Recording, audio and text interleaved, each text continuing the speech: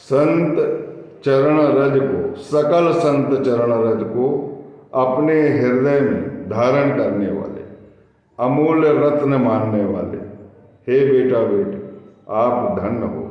आप गजानन मणि के 15वें मणि को प्राप्त करने जा रहे हैं। दासगणु महाराज ने जो गजानन महाराज की जीवनी लिखी है उसकी बराबरी संभव नहीं है। इस अमूल्य रत्न को प्राप्त कर लीजिए और गणेश जी का पूजन करिए। 21 मणि प्राप्त करना है आपको। हे बेटा बेटी ध्यान पूर्वक इनकी कथाओं को सुनिए जो दासगणु महाराज द्वारा लिखी गई है और मेरे द्वारा तुम्हारे कल्याण के लिए पढ़ी जा रही है। श्री गणेशाय नमः। हे कश्यप आत्मज वामन, हे बटुकधारी नारायण, आपने बलिराजा का दान स्वीकार कर उसे कृतार्थ किया। आपने दान में मृत्यु लोक का राज लेकर उसे उसके बदले पाताल लोक का राज दे दिया। उस पुण्यवंत बलि को दे आंवला ले कुमड़ा वाली बात को आपने चरितार्थ किया। उन्होंने जो आपकी भक्ति की उससे प्रसन्न होकर आप उसके द्वारपाल बन गए। इस कलयुग के अंत होते ही आपके आशीर्वाद से बलिराजा देवों का राज राजेश्वर बनने वाला है। हे अनंत, आपने कुछ पल भर में ही 4 वेदों की संहिता कर डाली। आपकी अगाध बुद्धिमत्ता देखकर पंडित भी चकाचौंध हैं, विद्वान भी चकाचौंध है। आज तक आपने जितने अवतार लिए उसमें आपका सांप्रत अवतार ही ऐसा है जिसमें इस भूमि पर किसी का वध नहीं हुआ। शत्रु मित्र ऐसा भेदभाव न करके सभी के घर में दीप जलाया। देव और दानव अभिन्न माने। देवों की भलाई के लिए अपने राक्षसों की रक्षा की। अपने ईश्वर तत्व का संतुलन बनाने के लिए आपने इसी अवतार को रखा। मैं आपको प्रणाम करता हूँ। हे वामन, दासगणों के मस्तक पर अभय हस्त रखकर उसे निश्चिंत कर दीजिएगा। अस्तु बाल गंगाधर तिलक, जो महाराष्ट्र का कोहिनूर हीरा, दूरदृष्टि का सागर और राजकारण कुशल आदि गुणों से संपन्न थे। पारतंत्र का धुआं झोंक कर फेंक देने में और देश को स्वतंत्र बनाने में उन्होंने अपनी जान की बाजी लगाई। पर की सत्ता का मुकाबला करने के लिए उन्होंने जो ढाढ़स बंधाया उसका वर्णन कौन कहाँ तक करे। वे भीष्म पितामह जैसे दृढ़ प्रतिज्ञ थे। भारत भूमि की पराधीनता की बुरी हालत देखकर उन्होंने जान हथेली पर लेकर इस असीधारा व्रत की प्रतिज्ञा ली। वे इतने निर्भय थे कि किसी से डरते नहीं थे। बृहस्पति के समान उनका वाक्य चातुर था। उनकी लेखनी इतनी कुशल थी कि उससे अंग्रेज सरकार की नींद उड़ गई थी। उन्होंने देश के लिए अनासक्त और आखिर तक कर्ममय जीवन बिताया। इससे जनता जनार्दन में लोकमान्य की उपाधि उन्हें प्रदान की गई और उन्होंने जो देश कार्य किया उसका इस पदवी से यथोचित गौरव प्राप्त किया। किसी समय शिव जयंती के सुअवसर पर तिलक जी लोगों के आग्रह से व्याख्यान देने के लिए अकोला आए। उनकी उत्सव की तैयारी धूमधाम से हो रही थी। लोकमान्य तिलक आने वाले हैं, इससे विद्वान जनों में हलचल मच गई। दामले जी, कोल्हटकर जी और खापरडे जी आदि विद्वान अकोला में इकट्ठे हो गए।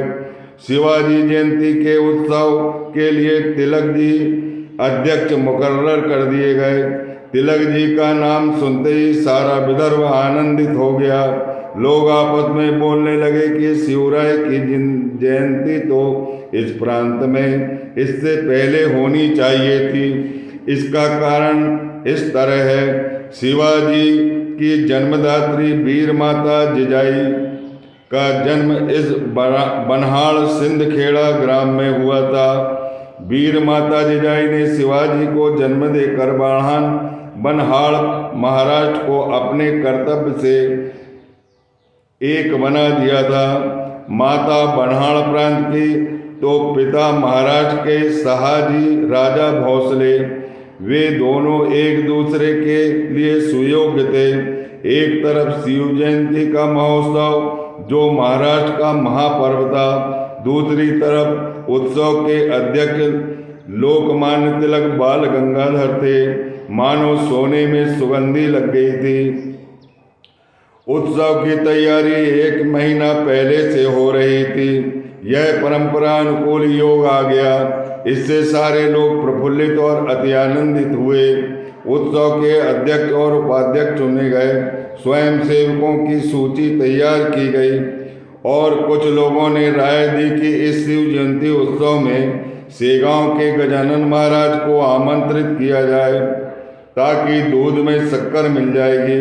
शिवाजी राष्ट्रोद्धार के लिए समर्थ रामदास स्वामी का आशीर्वाद था उन पर। इससे उनके कार्य को सफलता मिली। तिलक जी का राजकारण यह भी शिवाजी महाराज का राष्ट्रोद्धार कार्य है। इससे इस कार्य को भी महाराज का आशीर्वाद मिलना चाहिए। इस सुझाव को किसी ने सम्मति दी तो किसी ने असहमति दर्शाई। जो लोग इस बात से असहमत थे वे इस प्रकार बोले, उस सेगांव के अवलिया को क्यों ऐसे शुभ अवसर पर बुलाते हो? वह ऐसे मौके पर विचित्र कार्य कर बैठेंगे जिससे सभा का रंग भंग हो जाएगा। वे सभा में नंगे घूमेंगे, गिण गिण गणांत बोते ऐसा भजन गाते रहेंगे। शायद वो लोकमान्य तिलक को मारेंगे भी, पीटेंगे भी। तो इस कुछ लोगों ने इस कहने का इनकार करके वे बोले कि गजानन महाराज के चरण तो ऐसे मौके पर लगना ही चाहिए। उनका पागलपन तो सामान्य जनों की नज़रों से है।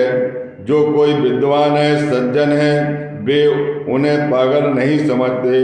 यदि तिलक जी सही अर्थ में राष्ट्रोद्धारक है तो उन्हें निश्चय ही महाराज इस समय उपस्थित रहेंगे। सच झूठ की परीक्षा अवसर पर ही हो जाएगी। इसीलिए महाराज को आमंत्रण देने में आनाकानी नहीं होना चाहिए। इस तरह चर्चा होने के बाद कुछ लोग महाराज को आमंत्रण देने के लिए सेगांव आए। लोगों को सामने देखते ही महाराज दादा साहब खापर्डे से बोले कि मैं शिव जयंती पर उत्सव में उपस्थित रहूँगा। मैं अवश्य आऊँगा। वहाँ मैं पागलपन नहीं करूँगा, ना ही लोकमान्य को मारूँगा पीटूँगा, ऐसा नहीं समझना। सुधारकों का मनोभंग मुझसे कभी नहीं होगा। राष्ट्रोद्धार करने के लिए बाल गंगाधर सुयोग्य अधिकारी है। उनके जैसा राष्ट्र प्रेमी व्यक्ति शायद ही मिल सकते हैं। अन्ना पटवर्धन नाम का सज्जन तिलक जी का स्नेही और आलंदी के नरसिंह सरस्वती जी का शिष्य है। तिलक जी और अन्ना पटवर्धन से मिलने में अवश्य अकोला आऊँगा। यह बात सुनते ही खापर्डे जी बड़े हर्षित हुए और कोल्हटकर से बोले, देखिए ये हमारा बनहाड़ प्रांत का ज्ञान हीरा देखो। इन्होंने अकोला में हमारी जो बातें हुई थी यहाँ जान गए। संतों का यह अगाध ज्ञान देखिए और साथ ही राष्ट्र पुरुष के लिए इनका अनन्य प्रेम कितना है यह स्वयं देख लीजिए। हम कुछ बोलने से पहले ही महाराज ने आने का वादा कर लिया। उन्हें कुछ इस बारे में ज़्यादा कहना नहीं पड़ा। इस शुभ कार्य का शगुन तो उत्तम हो गया। चलो हम महाराज के चरणों पर नतमस्तक होकर वापस अकोला जाएंगे। खापर्डे कोल्हटकर वापस चले गए। शिव जयंती के उत्सव में केवल 8 दिन बाकी रह गए थे। सारा वन्हाड़ प्रांत हर्षित और उल्लासित था, अति आनंदित था। हर एक अधीर होकर सोचने लगा कि कब तिलक जी के चरण हमारे अकोला में लग जाएंगे ताकि हम उनके दर्शन करेंगे। सक 1830 के वैशाख मास को अकोला में भव्य मंडप में शिव जयंती का उत्सव मनाया गया। वन्हाड़ प्रांत में अक्षय तृतीया का त्यौहार धूमधाम से मनाया जाता है। फिर भी उस दिन सारा मंडप भर गया था। अक्षय तृतीया को उत्सव का आखिरी दिन था, इसीलिए लोकमान्य जी को देखने के लिए दूर दूर से लोग आने लगे। लोगों को इस बात की खबर थी कि महाराज भी इस शुभ अवसर पर आने वाले हैं। इसी से सभा मंडप पूरा भर गया। हर एक की आंखें गजानन महाराज के शुभ आगमन पर लगी थी। वे आपस में बोल रहे थे कि महाराज अब तक क्यों नहीं आए, लेकिन महाराज पहले से ही मंडप में उपस्थित थे। साधु का दिया हुआ शब्द असत्य मिथ्या नहीं होता। जीवन मुक्त साधु गजानन महाराज सभा मंडप में उच्च आसन पर गद्दी पर बैठे थे। उच्च आसन के बीच लोकमान जी ने विभूषित किया था। उनके पास अन्ना पटवर्धन भी बैठे थे। श्री कृष्ण नंदन, जिनका नाम था गणेश खापर्डे, कुलभूषण थे, जो तिलक जी के बाजू बैठे थे। दामले जी, कोलटकर जी, भावे, वेंकटराव देसाई, जो सभा के मुखिया थे, उच्च आसन पर विराजमान हुए और व्याख्यान देने के लिए कई सज्जन उपस्थित थे। इनका वर्णन कौन कहाँ तक करे। कोलटकर जी ने सभा का उद्देश्य निवेदन किया। तत्पश्चात भाषण सिंह लोकमान्य तिलक जी खड़े हो गए और वे बोले कि आज का दिन धन्य है। हमारे यहाँ एक वीर ने स्वतंत्र के लिए प्राण की बाजी लगाई। उस धनुर्धर वीर शिवाजी महाराज का जन्मोत्सव मनाने के लिए हम सब यहाँ इकट्ठे हुए हैं। उन सूरवीर शिवाजी को समर्थ रामदास की कृपा आशीर्वाद मिला था। इसी से उनके नाम का डंका सिर्फ महाराष्ट्र में नहीं, पूरे भारत खंड में बजा। इसी तरह हमें आशीर्वाद देने के लिए साधु गजानन महाराज इस सभा में उपस्थित हुए हैं।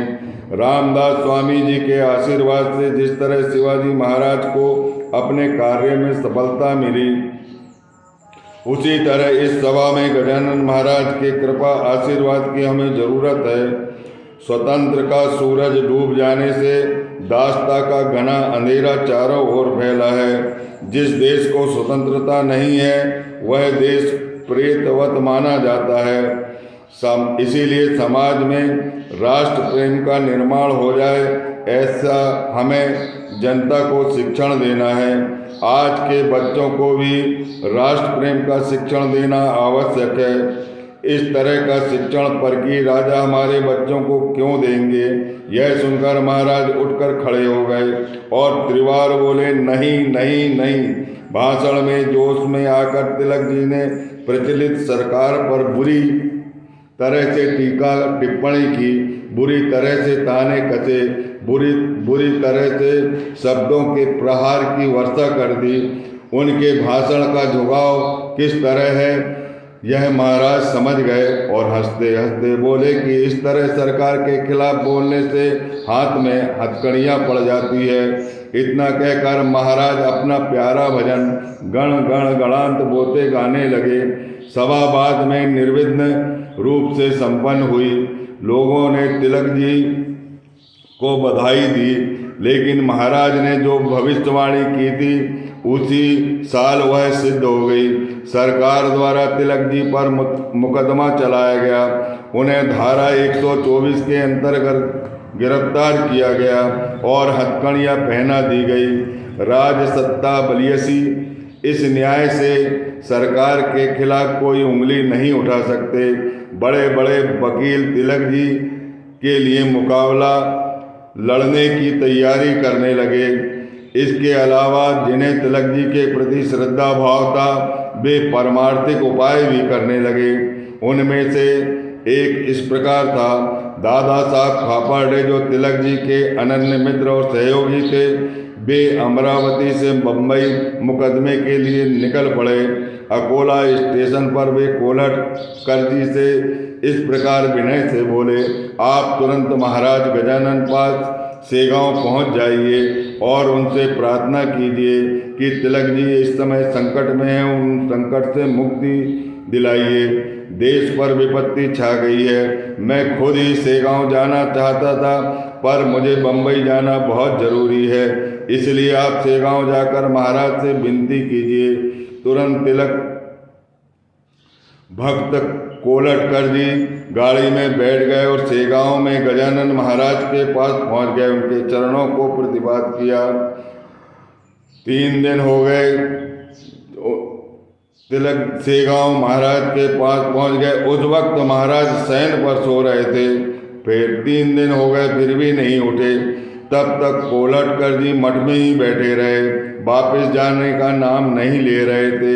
तिलक जी के प्रति उन्हें श्रद्धा थी, इससे वे महाराज जब तक जग न जाए तब तक वहाँ पर अड्डा जमा के बैठे थे। मराठी भाषा में एक कहावत है, अग्नि के बिना आँच नहीं और माया ममता के बगैर आंसू नहीं।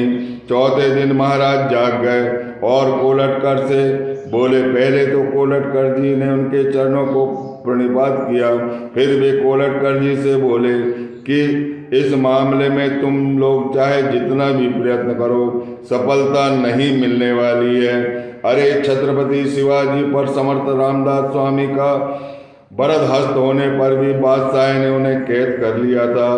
सज्जन और वीरों को तकलीफ हुए बगैर राजक्रांति नहीं हो पाती। इसके बारे में कंस का इतिहास ध्यान में लाओ। मैं एक ज्वार की रोटी देता हूँ, वह तिलक जी को बिना संदेह खिलाओ। वह खाने से उनके द्वारा एक महान कार्य भविष्य में सिद्ध होने वाला है। वे तो हमसे दूर जाने वाले, पर इसका कोई इलाज नहीं है। महाराज का यह कहना सुनकर कोलटकर जी मन में संकित हो गए। रोटी लेकर महाराज को वंदन किया, पुनः वंदन किया और बाद में बम्बई आकर तिलक जी को रोटी दे दी। सारा वृतांत कथन किया। यह सुनकर उपस्थितों ने तिलक जी से हंसते हंसते बोले कि महाराज के कथन में कोई न कोई राज है, क्योंकि वो अंतर्ज्ञानी हैं। हम जो कोशिश कर रहे हैं उसमें सफलता शायद ही मिल पाएगी, क्योंकि अपने समर्थन की पूर्ति में सरकार कुछ भी अच्छा बुरा कर देती है। जब कोई स्वार्थ नहीं रहता तब भी न्यायदान की बात सामने आती है। यह दुनिया का दस्तूर होता है। मेरे हाथ से एक महान कार्य होने वाला है। महाराज की अमृतवाणी में जरूर कोई न कोई संकेत है, क्योंकि सिद्ध योगी भूत भविष्य और वर्तमान जानते हैं। हम तो सामान्य आदमी जो ठहरे, देखेंगे भविष्य में क्या सच निकलता है। कोलटकर जी ने तिलक जी को जो रोटी दी थी, उन्होंने धीरे धीरे चबाकर रोटी बड़े प्रेम से खाई थी, क्योंकि गजानन महाराज ने इस रोटी को भेजा था। उन्हें उनके दांत नहीं थे, फिर भी महाराज का दिया हुआ प्रसाद उन्होंने धीरे धीरे ग्रहण किया। उनके आंखों से अश्रुधारा बह रही थी। तिलक जी को 6 साल की सजा हुई और उन्हें मंडाले के कारावास में भेज दिया। वही भगवद गीता पर समीक्षा ग्रंथ गीता का रहस्य उनसे लिखा गया। वही महान कार्य सिद्ध हुआ जिससे जगत गुरु शंकराचार्य के समान उन्हें सम्मान मिला। इस गीता शास्त्र पर अनेक टीका टिप्पणी हो गई। उनके बारे में कहना नामुमकिन है, क्योंकि दासगणों में उतनी क्षमता नहीं है। हे सज्जनों, कालगति के अनुसार हर एक आचार्य ने जगत उद्धार करने के लिए भगवद गीता का अर्थ लगाया है। एक ही गीता का अर्थ किसी ने अद्वैत पर लगाया, किसी ने द्वैत पर लगाया, तो किसी ने कर्म पर लगाया। तिलक जी ने कर्म योग का मार्ग शेष कर बताया और यही उनके द्वारा उनके हाथ से महान कार्य संपन्न हुआ। उनके मत से कर्म योग ही सर्वश्रेष्ठ है। इस ग्रंथ से बाल गंगाधर जब तक अक्षर वांग्मय इस दुनिया में रहेगा तब तक वो अमर रहेंगे, तब तक जीवित रहेंगे। उनके प्रयत्न से स्वतंत्र मिलने में सुविधा हो गई। यह बात सच होकर भी गीता का रहस्य लिखने से वे इस भारतवर्ष में, इस पूरे विश्व में अजर अमर हो गए।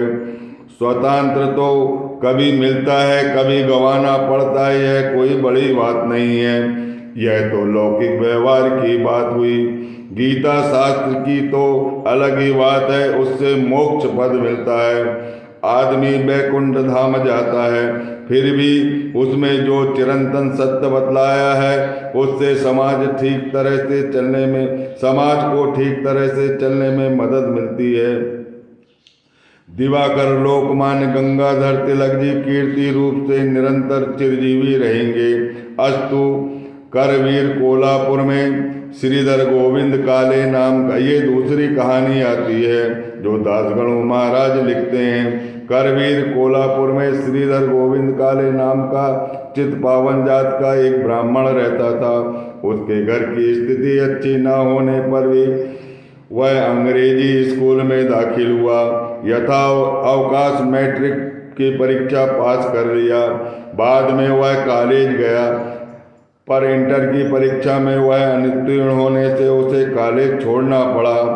कोई काम धंधा न रहने से समाचार पत्र में खोजता रहता था। एक दिन उसने केसरी समाचार पत्र में टोगो और यामा के चरित्र पढ़े। कुछ चिंतन करके उसने सोचा कि मैं एक प्रकार से भूवार हूँ, तो इंग्लैंड जाकर यंत्र विद्या क्यों न सीख लूँ। टोगो और यामा का ज्ञान संपादन करके अपनी मातृभूमि जापान अभ्युदय लाने में सफल रहे। इसी तरह मैं तंत्र विद्या संपादन करके मातृभूमि को वापिस आ जाऊंगा, ऐसा विचार उनने मन में किया। विचार तो ठीक था, लेकिन आने जाने के खर्च का प्रबंध कौन करता।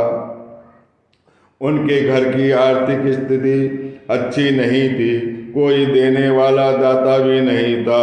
इससे निराश होकर बेचारा मन के लड्डू मन में खाते रहता था। एक दिन वह अपना मित्र जो भंडारे में शिक्षक था उससे मिलने गया। अपना विचार श्रीधर ने मित्र से कह डाला। मित्र भी उसके विचार से सहमत हुआ, पर पैसों की व्यवस्था न हुई।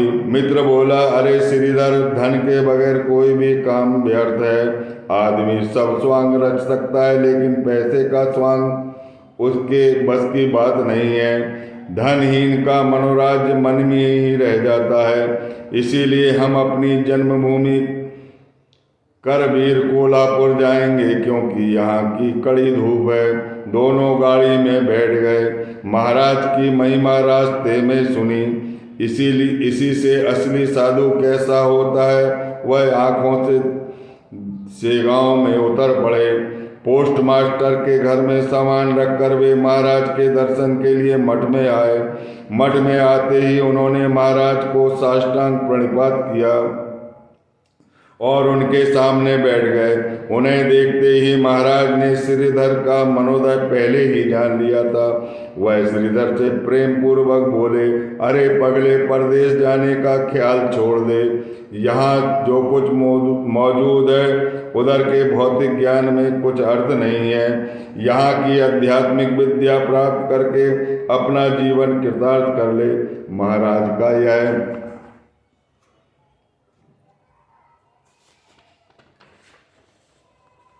महाराज की यह अमृतवाणी सुनकर श्रीधर के विचार में परिवर्तन होने लगा। श्रीधर कोल्हापुर के कुमार गली के स्वामी की याद आई। उनका भी भक्तों से बात करने का ढंग इसी प्रकार से था। उसी तरह यह गुरुमूर्ति भक्तों के साथ ऐसी ही बातें करते हैं। श्रीधर दुविधा में पड़ गया। उनके मन में विचार मंथन चल रहा था। इतने में महाराज बोले कि हिंदुस्तान छोड़कर अन्य जने जाने की तमन्ना बिल्कुल त्याग दो। जब बहुत पुण्य संचय होता है तो उसका जन्म भारत खंड में होता है। वहाँ के भौतिक शास्त्र की अपेक्षा यहाँ का योग शास्त्र परिपूर्ण है, वैकुंठ पद देता है। जो इस योग शास्त्र में प्रवीण होता है वह भौतिक शास्त्र की कोई कीमत नहीं होती। योग शास्त्र के अध्यात्म विचार श्रेष्ठ माने गए हैं। अन्य जगह जाने का विचार मन से हटा दो और कुछ अध्यात्म साधना करने का प्रयत्न करो। महाराज का उपदेश वाणी सुनकर श्रीधर के आंखों में आंसू आ गए और श्रीधर के मन में जो संदेह था उसके निकल जाने से वह प्रमोदित हुआ। श्रीधर में परिवर्तन कर देने के लिए उनका विचार पश्चिम के बदले पूरब की ओर महाराज ने कर दिया। संत असलियत जानते हैं, इससे वे ही आदमी के विचार में परिवर्तन करा देने में समर्थ है। महाराज आगे चलकर उससे बोले कि तुम्हारा अब पुण्योदय होने वाला है, अभ्युदय होने वाला है। कोल्हापुर में तुम्हारी कांता राह देख रही है। अब मित्र के साथ कोल्हापुर अपने घर जाओ। महाराज की वाणी सज निकली। यथावकाश श्रीधर की तमन्ना पूरी हो गई। वह बीए किया, एमए किया और शिवपुरी कॉलेज में प्रिंसिपल बन गया। संत तो चलते फिरते साक्षात ईश्वर हैं। जिनको संतों की कृपा आशीर्वाद मिलते हैं वो भाग्यवान कहलाते हैं। श्रीधर काले को संत दर्शन करने का सौभाग्य मिला। उसकी वृत्ति में परिवर्तन हुआ। संतों के आविर्भाव इसी भूमि पर होते हैं। इसी भारत भूमि पर संत रहते हैं। नंदनवन का वृक्ष अन्य जगह फलता फूलता नहीं है, यह त्रिवार सत्य है। स्वास्थ्य श्री दासगणों विचरित यह गजानन विजय नाम का ग्रंथ भाविकों को मार्गदर्शन प्रदान करे, सतपथ दिखाए। बोलिए सच्चिदानंद समर्थ गुरु गजानन महाराज की जय। हे बेटा बेटियों, ऐसे होते हैं भारत भूमि के संत। लोकमान्य तिलक से गीता का सार लिखवा ले।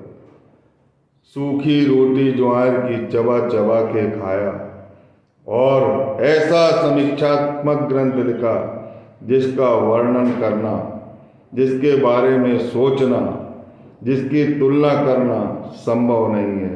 हे बेटा बेटियों, जो इस अध्याय को पढ़ेगा वो आत्मज्ञानी बनेगा। इन कथाओं को, इन मणियों को प्राप्त करो। गजानन महाराज पूर्ण दिगंबर है। वो ऐसा धन देते हैं जिसकी कीमत आंकना मुश्किल है। बोलिए समर्थ गुरु गजानन महाराज की जय।